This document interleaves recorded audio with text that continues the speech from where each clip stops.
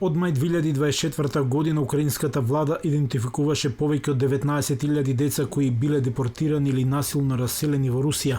Помалку од 400 од нив се пронајдени вратени дома. Микола Кулеба, основач на добротворна организација Спасете ја Украина, која помага да се најдат и да се вратат украинските деца, вели дека верува оти реалната бројка е многу поголема ако се земе предвид руската окупација на Крим и Донбас во 2014 година. Има многу повеќе такви деца. Го пренесуваме бројот кој е за последните 2 години, а војната трае 10 години.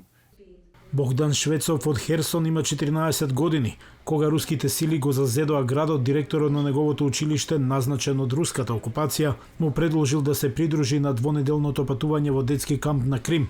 Богдан се согласил како и многу други деца. Богдан се сеќава дека кога поминале 2 недели, представниците на кампот им рекле на децата дека се уште нема да си одат дома поради безбедносни причини.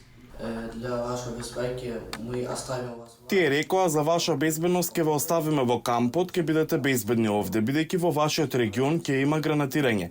И рекоа дека немаат каде да не одведат. Мајката на Богдан, Ирина Швецова, вели дека наставничката што ги придружувала децата и кажала дека единствениот начин на кој повторно ќе го види синот е ако отпатува на Крим да го земе.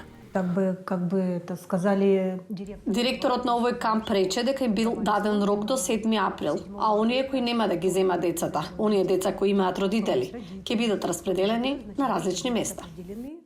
6 месеци што ги поминала на чекање, Швецова ги опишува како време на хорор. Воопшто не спиев, постојано мислев што да правам сега, што да правам следно. Ирина нашла доброволци кои им помагале на родителите да ги вратат децата како Богдан назад на територијата што ја контролира Украина.